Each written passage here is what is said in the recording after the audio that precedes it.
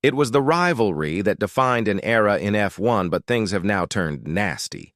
The FIA has responded to former F1 world champion Alain Prost, declaring that he is considering leaving social media due to abuse. The Frenchman's rivalry with the late Ayrton Senna is considered an iconic era of the sport and still divides opinion to this day.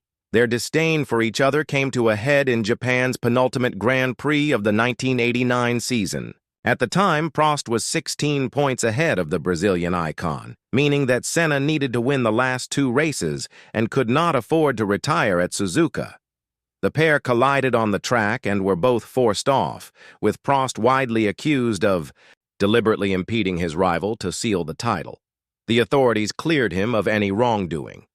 But the ill feeling remained right through until Senna's death at Imola in 1993.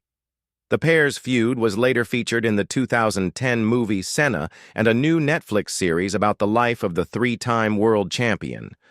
Prost was scathing about the narrative of the series, describing it as bullshit, complete bullshit. Almost everything has been completely fictionalized.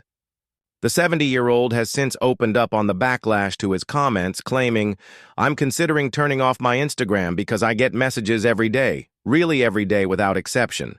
From time to time there's a hateful one. That can happen." My biggest fan base on social media is from Brazil, of all places, so I'm forced to think of him.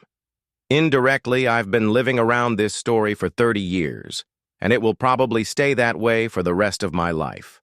I get the feeling that my life is just this Prost-Senna duel. The FIA has now come out in support of the F1 icon, revealing they are now working with the United Against Online Abuse group to help tackle such issues. As a former world champion in his sport, Alain Prost should not be driven off social media due to online abuse, they said in a released statement.